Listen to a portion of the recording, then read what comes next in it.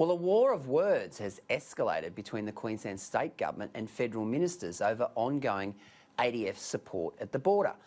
Stephen Miles, the Deputy Premier in Queensland, has taken aim at the Treasurer, accusing him of lying about receiving their request for an extension.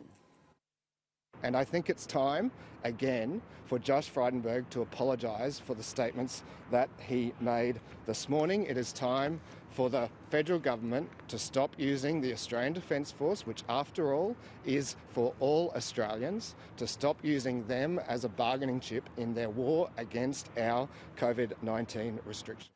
Now Josh Frydenberg has hit back at Miles, calling him a fool who is loose with his words. He's a fool. I mean, the reality is we have provided support to Queensland and will continue to provide support to Queensland. He obviously can't read. The question that was put to me was whether the movement of ADF personnel was designed deliberately to sabotage Queensland's border policy. Never heard such rubbish. He should not be so loose with his language. Well, joining me now from Townsville is Queensland Senator James McGrath. Well, James, not that long ago there was a boxing bout there in Townsville where you are between Jeff Horn and Tim Zhu. It was all one-sided.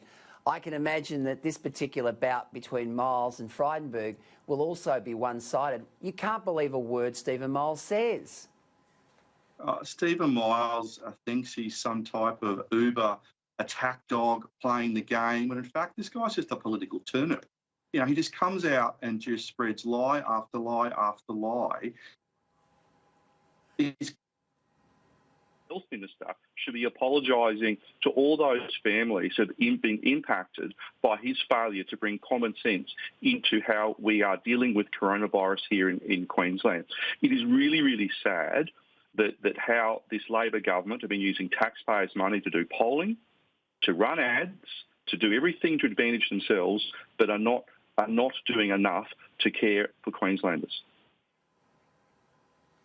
Senator McGrath, I want to talk to you tonight about the CCC's report into the David Barbagallo case, the former Chief of Staff to Anastasia Palaszczuk. It was really damning, a 66-page report. It cleared him of corruption, but at the same time, it was one of those situations where it damned him with faint praise in some respects, because what we saw was an absolute hatchet job, if you like, on him. And also Anastasia Palaszczuk. Now, she told a parliamentary inquiry that he'd received advice from the Integrity Commissioner and that everything was above board with this $256,000 grant, when in fact he hadn't received that advice at all.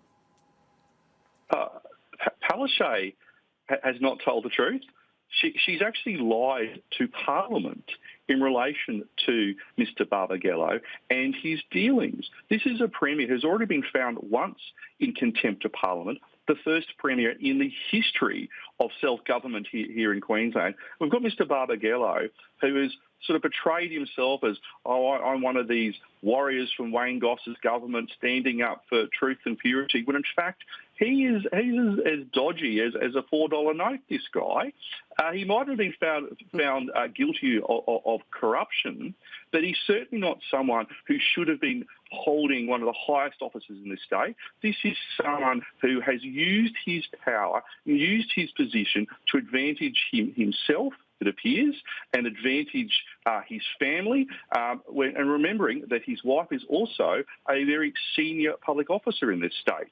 Sometimes I think there are more questions to be asked here in terms of what did the Premier know, because I watched her press conference today and she avoided, no surprise here, people watching the program, but the Premier avoided answering those journalist questions. James, Barbagallo's got form. I mean, he was embroiled in the Foxtail Palms scandal back in the 90s. And of course, he was also a pivotal character in the Shepardson inquiry, which, as anyone who knows anything about Queensland politics will tell you, was a black mark, a bad stain on the way in which the Labor Party conducted itself back in the 90s as well. So, I mean, I think you're right to question, why did he even get appointed to the Chief of Staff role in the first place?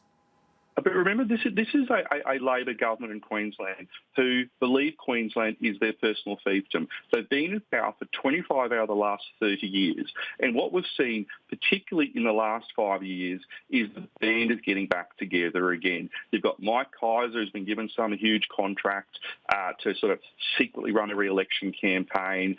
Then you've got what Jackie Tradd's doing and not doing with all the house purchases. Then we've got Mark Bailey, Mr. Mango Cube. There's actually a real sniff of dodginess, of corruption, of just badness about this government.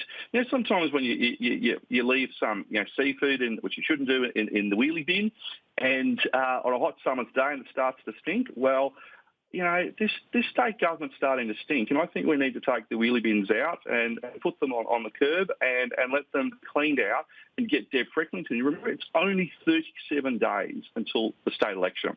In 3.5 weeks' time, people in Queensland will have been voting for already 4 days, actually. This is game on. This is so close to call. Senator James McGrath, great to see you tonight, joining us there live from Townsville. Anytime. Thanks, mate. Till Luke.